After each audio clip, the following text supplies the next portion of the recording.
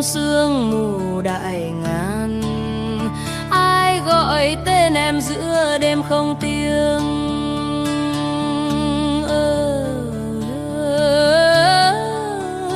Nghe như tiếng đất thở dài.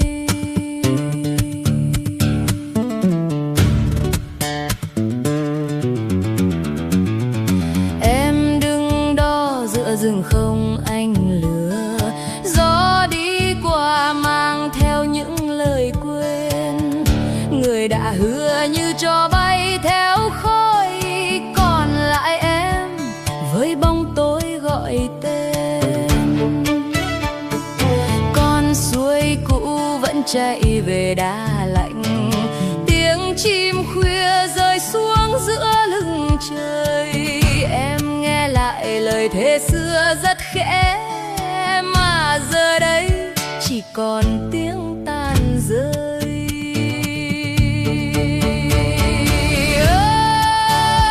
Ai bỏ quên lời nguyện trên bậc đá rêu phong của núi già.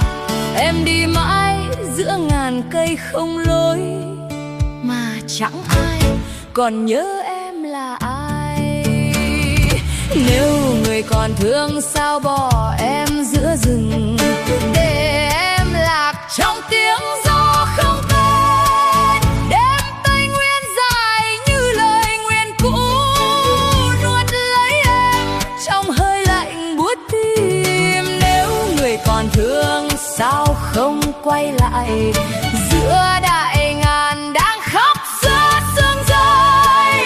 Em giữ lại những lời chưa kịp nói, cho đến khi lửa tan trong mắt người.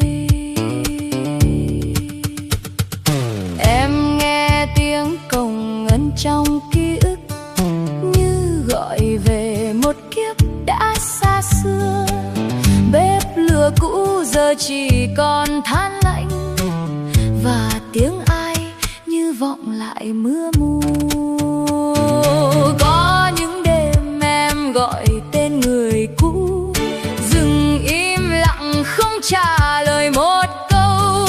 Chỉ có gió đi qua như chứng kiến một cuộc đời tan giữa những nỗi đau. Em không còn đường về, chỉ còn dừng giữ lại dấu chân em. Ai đã bước qua lời thề nắng ấy, để em thành một bóng giữa đại ngàn. Nếu người còn thương sao bỏ em giữa rừng, để em lạc trong tiếng gió không tên. Đêm Tây Nguyên dài như lời nguyện cũ, nuốt lấy em trong hơi lạnh buốt tim. Nếu người còn thương sao không quay lại, giữa đại ngàn đang khóc giữa sương rơi. Em giữ lại những lời chưa kịp nói, cho đến khi lửa tan trong mắt người. Gọi tên người trong khói, gọi tên em trong mưa.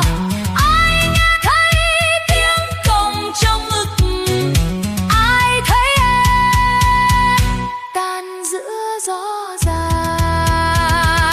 Nếu người còn thương sao để em hóa đá, giữa đại ngàn không một ai quay về.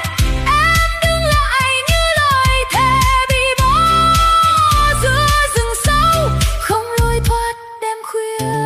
Nếu người còn thương